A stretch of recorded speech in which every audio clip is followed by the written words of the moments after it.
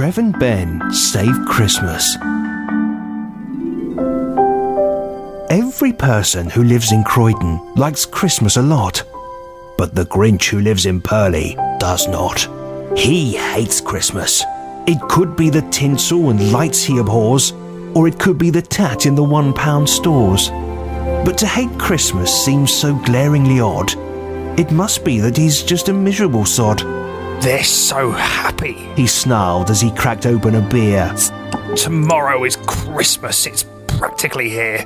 Then as in the distance a cracker was popped, he made up his mind. Christmas must be stopped.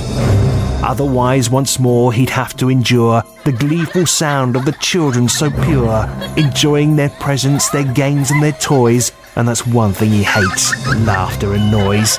Then all the people would sit down to dine, gorging on turkey and glugging on wine, and then they'd do something he likes least of all. They'd toast one another and say, "God bless us all." Then he got an idea, an awful idea. He dressed himself up in red and waited till all had gone to bed. Then he loaded some empty sacks on a sleigh and off to Croydon he made his way. As he dashed through the streets that were all still and quiet, he remembered his joy when he started that riot, when he and his mates left the good people yearning for calmness and peace as they left buildings burning. Then the Grinch's sleigh began to slow and he forced out a sarcastic "Ho, ho, ho." All the houses were dark and silent, so the Grinch began his cruel assignment. He slid down each chimney and from under the trees he took all the games, Lego and Furbies. He took all the laptops, iPods and tellies. He bagged all the chocolates, fine wines and smellies.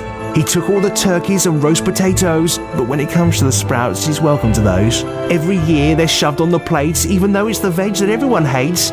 Anyway, I digress. Let's get back to the tale. The Grinch took it all, everything without fail. He broke every tree and he smashed every light. For the Grinch it seemed it was the perfect night. He thought to himself, "This will never be topped. This festive joy I have finally stopped." But leaving the scene of his last misdemeanor, he was caught red-handed by a girl called Christina. "What are you doing?" she cried. Helping Santa? He lied. But the little girl knew this wasn't true. She shouted, "That's a fib. I know you." She saw all the wrong the Grinch had done, but he wasn't going to end her Christmas fun.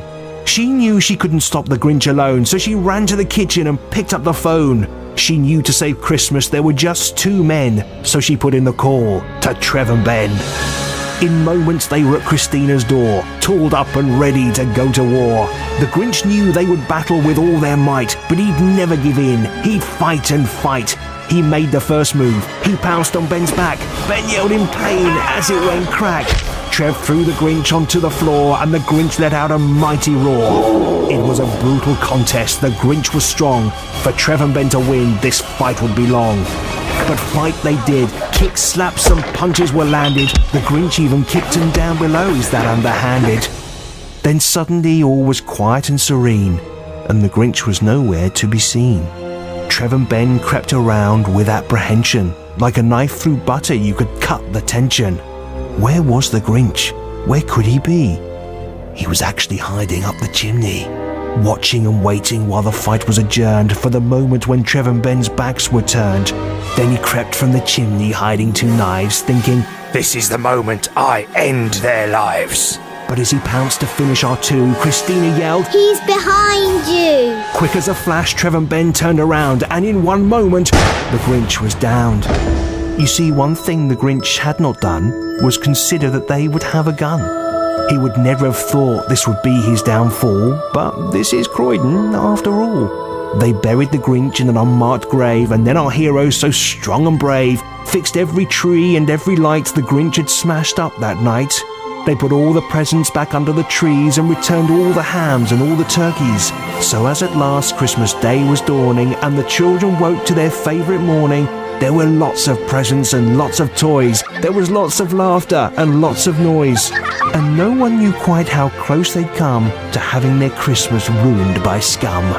But one little girl knew why this year should be greeted with extra cheer. And she could now celebrate again and again, because Christmas had been saved by Trev Ben.